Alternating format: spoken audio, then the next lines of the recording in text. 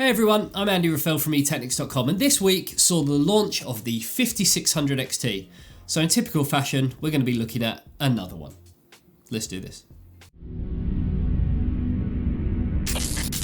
The Virtuoso RGB Wireless SE headset from Corsair. With a sleek premium lightweight design, comfortable memory foam ear cups and subtle RGB lighting, it doesn't look like your typical gaming headset. With a detachable broadcast grade microphone, patented slipstream wireless technology and tuned 50mm neodymium premium drivers, it's simply the best headset Corsair have ever created.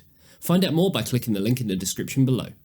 So this week saw the launch of the 5600 XT, and if you saw my video of the Asus one that I did on launch day, you'll know how much of a ball ache it was, especially, well, really only for reviewers. For the consumer, it's going to be fantastic because you are actually getting, I guess, a faster product for the same amount of money. And this was all to compete with the RTX 2060 from Nvidia and the fact that they've done a few little price drops here and there. So what does it really mean in terms of what we had to go through as reviewers? Well, take this card for instance. This is the Gigabyte RX 5600 XT Gaming OC 6GB model. So at the moment, short of if they make an Aorus edition version, this is going to be the top model as it currently stands. An Aorus model may come at a later date, but for now there isn't any on the market. But what it actually meant was that they took the clock speeds of this and just increased it slightly further.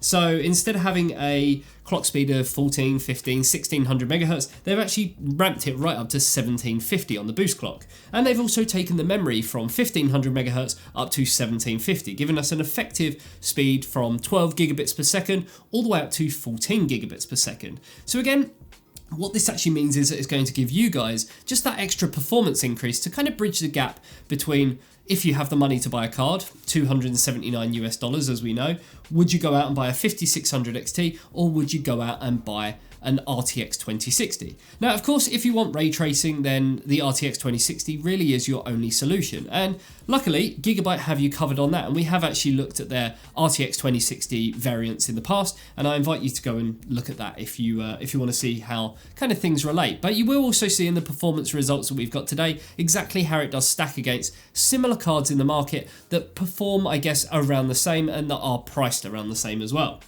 So in terms of, I guess, what Gigabyte have done, so this is the gaming OC model. That does mean that we have, I guess, the clock speeds that I already spoke about. We also have the typical kind of wind force cooler, and I do want to touch on that just a little bit. It's one of them love and hate relationships. It's a great cooler, it really, really is, purely because it's a tried and tested method. They stuck with this cooler on quite a few generations of cards, whether it be from AMD or Nvidia. And yeah, it just does the job. It has a beefy cooler on there. It has a triple fan design. It has, a backplate that's made out of metal. So what could you kind of want above and beyond that? Well, I'll tell you what I'd like. I'd like something that just differentiates it just a little bit.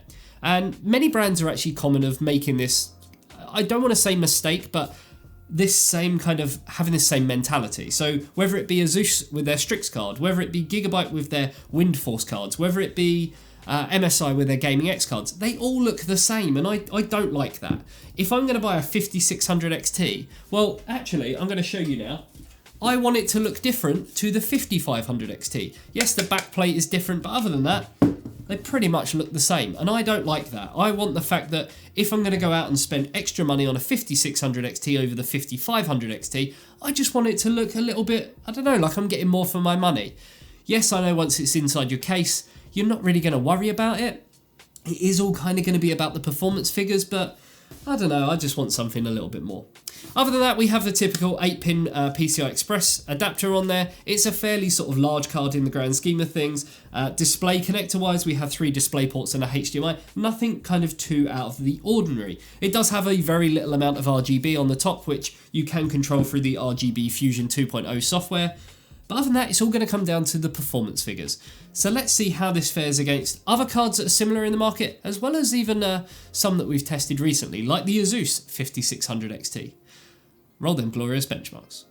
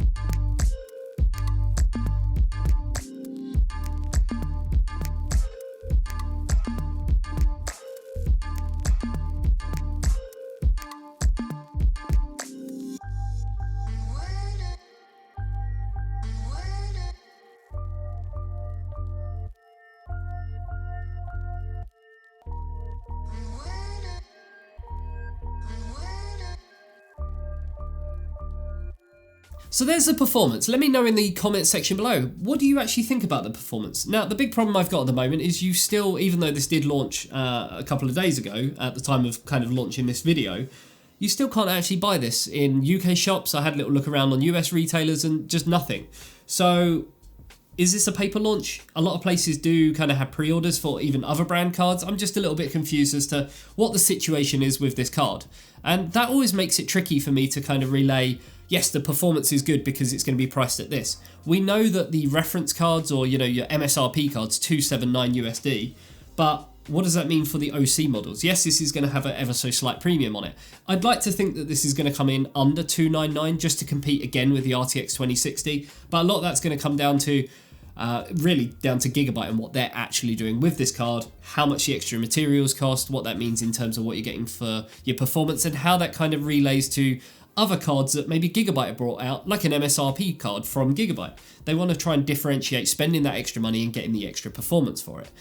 It's a bit of a minefield at the moment, and it's really, really frustrating for a reviewer, for me to kind of relay to you guys, yes, go out and buy this because it's worth the money, because at the moment, frankly, I can't actually give you that information. What I can tell you though is about overclocking. Now, when it comes to overclocking, AMD have actually imposed certain limits, and that means that really, on this card, on any other 5600 XT, the Asus one that we've already tested, well, you can only push the overclocking so far, because as soon as you try and go above and beyond that, the limits come into place and it just clocks it back down. And those limits include 1820 megahertz on the core clock speed, or the boost clock speed, shall I say, and 1860 on the memory clock. So a little bit frustrating. I think that you should, in theory, be able to push them overclocks, as far as you want until the card starts smoking. That's my personal opinion. It's a risk that you have to take, but I have also said in many other videos, and I will say the same now, that I honestly think maybe overclocking is just a little bit of a dying art. There's nothing really that overclocking can give you versus the trade-offs that the boost technology that this has inside, thanks to AMD, that can't really do it for itself. So yeah, just my personal opinion. I'd love to get your guys' opinion on it as well. Do you think overclocking is a little bit of a dying art? Other than that, I think, yeah, we should sort of show you, I guess, really what that overclock actually means. And hopefully that will give you an idea, I guess, as to what I'm trying to explain. Yes, you can overclock it a little bit, but do you really get the results that you want? So let's have a look to see exactly how that does in terms of real world performance.